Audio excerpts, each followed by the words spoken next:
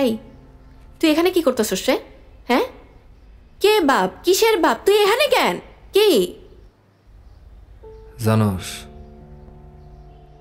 কাল রাইতে তুই যখন বাসায় আইতেছিলি আমি তোর পিছু নিছিলাম। হুদাই মনে করছিলাম দুপুরের পোলাপাইনগুলো যদি আবার রাস্তায় তোর সাথে ঝামেলা করে হেল লাইগা, পরে আর আহে নাই। তুই বাসায় ঢুকলি, আমি চইলাই যেতে নিছিলাম। আতকা মনে হইল কি যেন দেখলাম আমি। আমার মনে হইতেছিল অন্ধকারের ভেতর থেকে আব্বাই আমার ডাকতেছে, কাছে আইতে কইতেছে।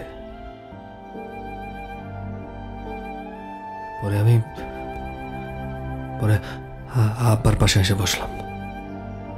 দুইজনে বসে অনেক অনেক অনেক কথা কইছি, আমরা সারা রাত কথা কইছি।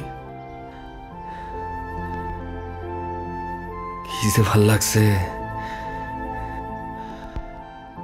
কথা কইতে কইতে। কখন যে আব্বা আমারে ঘুমাই দিল বুঝলামই না। বাবা গাড়িটারে তুই লাইনে রেখা দিছিল, আসল গাড়ি। তারপরেও যতদিন বাইচা ছিলেন খুব যত্ন করে গাড়িটারে মুছে রাখতেন। আমিও না খুব যত্ন করে রাখবো এই গাড়িটা। না আমার আব্বার আবেগ, আমার আব্বার ভালোবাসা, আমার আব্বার অনুভূতি, আমার আব্বার সবকিছু।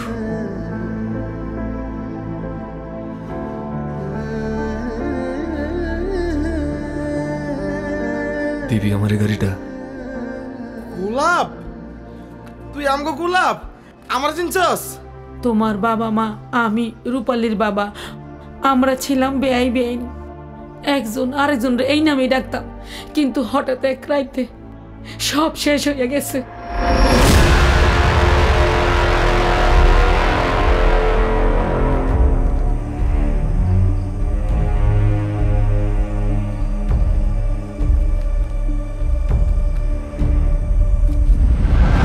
এখন কান্না থামাও। এতদিন কত আফসোস করতা গোলাপ গোলাপ কইরা, এখন তো আমগো গোলাপ আমগো সামনে। আমগো রূপালী রে গোলাপের লাগে সেই মানে।